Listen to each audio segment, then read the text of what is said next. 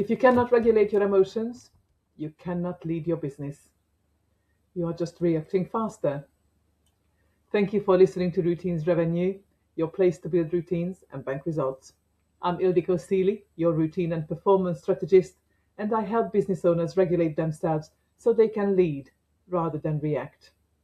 This chapter is for you if you notice yourself reacting more than leading. Are you ready to take responsibility for how you show up in your business and relationships? Yes? Let's go. Today's routine reset focuses on emotional literacy. This is the ability to quickly name and identify emotions as they rise. We explore why recognizing emotional states early helps you regulate behavior, improve your communication, and prevent emotions from silently driving decisions in your business. Emotions influence every single decision you make, whether you acknowledge them or not. When you cannot name what you are feeling, those emotions run in the background and drive your behavior unchecked. And that's where the problems start. So be careful because unrecognized frustration can easily become irritation. Uncertainty turns into avoidance. You might not even notice, but pressure can easily show up as impatience. Then, before you know it, patterns form that you did not consciously choose.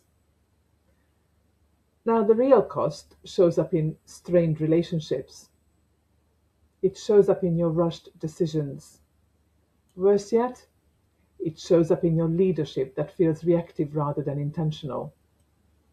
Now, emotional literacy matters because awareness creates choice.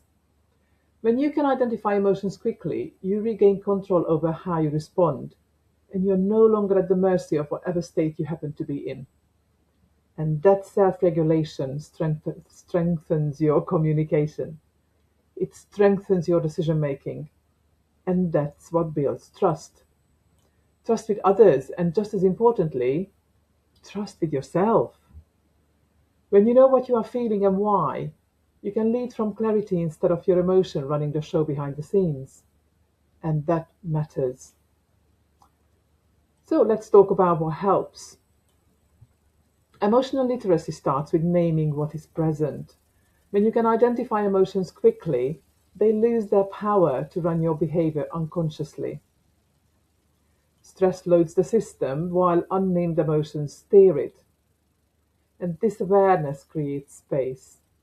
Instead of acting from emotion, you gain a moment to choose how you respond. And that choice, that changes conversations, it changes your decisions. And consequently, it changes your leadership dynamics. So over time, emotional literacy strengthens trust. Others experience you as more grounded and consistent. You can actually experience yourself as less reactive and more intentional. Now, emotional literacy also prevents emotional buildup. Feelings are acknowledged and processed rather than stored, and that reduces resentment, reduces reactivity and miscommunication. Emotional literacy is not about managing others. It's about managing yourself so that your emotions inform your decisions rather than hijack them. And of course, when emotions are understood, they become helpful supporters and not unwelcome drivers. So if you want to support with this, I've put together a simple list of positive and negative emotions you can refer to help you with identifying your emotions. You will find the link in the list to the list in the show notes. But also, let me share a story with you as an example of identifying emotions. And this is about when I was in a right state. So I was in a charity shop buying a few items, but my mind, it was somewhere completely else. The volunteer behind the counter told me the total, and it did not match up with what I had in my head. So in that instant, for some reason, I snapped and told her what it should be, without really thinking. Now she was so startled, she adjusted the price. The lady behind me gave me a right look, which I didn't even understand at the time. And as I walked away, I heard her offer to pay the difference. Now, a little while later, it dawned on me how I had not been present. I had completely misheard what she said. Consequently, I underpaid, But more importantly, I had created a scene that did not need to happen. So when I look back in hindsight, I could see clearly the tension I had, the irritation, the flash of anger even, which then of course turned into regret and humility later when I realized. So you might recognize this, reacting before even realizing what's driving it. But the reality is, nothing about that situation required that response. All it required was attention in that moment. So learning from this little story that is rather embarrassing, what if emotions kept running unchecked? Do you think your frustration would show up as irritation? Or would you agree that pressure would quickly turn into impatience? And when emotions keep running unchecked, uncertainty becomes avoidance. I mean, you still make the decisions, but they are rushed or much worse, like I did, reactive. So do you recognize when conversations escalate unnecessarily, leaving your relationships feeling strained without you knowing why? Now, the awful part, oh, slip of tongue, is that the cost is not just emotional. It shows up in your leadership, in your trust, and your day to day communication. So, over time, what your clients experience is inconsistency, even when your intentions are good.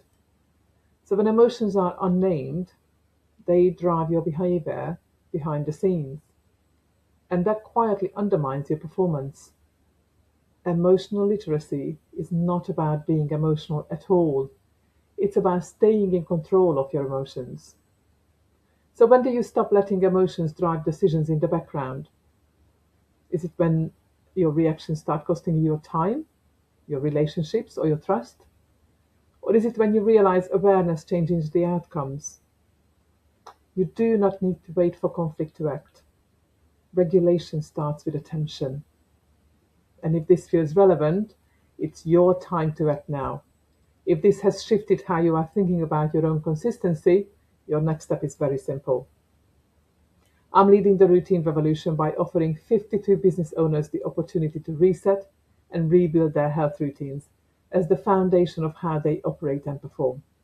Please get in touch via the link in the show notes if you were interested to find out how you could be one of the 52 fellow entrepreneurs from April 2026 for 52 weeks to revolutionize your routine. So here's to a clear, focused week ahead. And remember, a healthier you makes a wealthier you.